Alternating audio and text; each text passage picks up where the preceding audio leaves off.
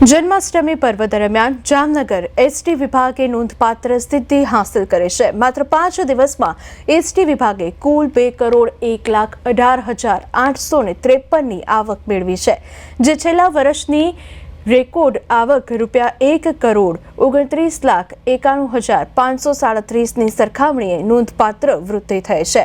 તહેવારના દસમ દિવસે વધુ 45,88,000થી વધુ 652ની આવક નોંધાઈ છે।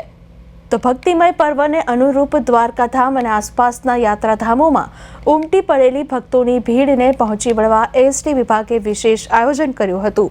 આખા જામનગર ડિવિઝનમાં વધારાની બસ અને નવા રૂટ્સ મારફતે ભક્તોને સરળ, સસ્તી અને સગવડભરી મુસાફરી ઉપલબ્ધ કરવામાં આવી હતી।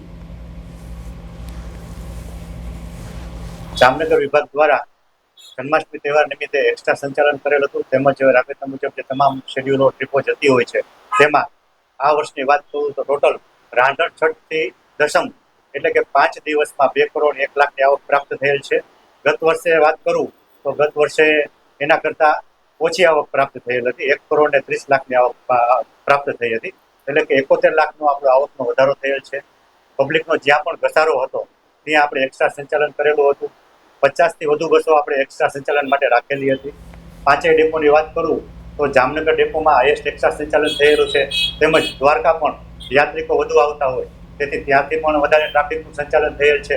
આમ ગત વર્ષ કરતાં 71,00,000 વધુ એસટીને મળેલ છે અને ટોટલ 2,01,00,000ની આવક 5 દિવસમાં એસટીને પ્રાપ્ત થયેલ છે। જનરલી દરરોજની અમારી આવક ગણીએ તો 32,00,000 33,00,000 જેવી થતી હોય છે, જ્યારે આ 5 દિવસ દરમિયાન 40,00,000 42,00,000 45,00,000 સુધી આવક પહોંચેલી હતી।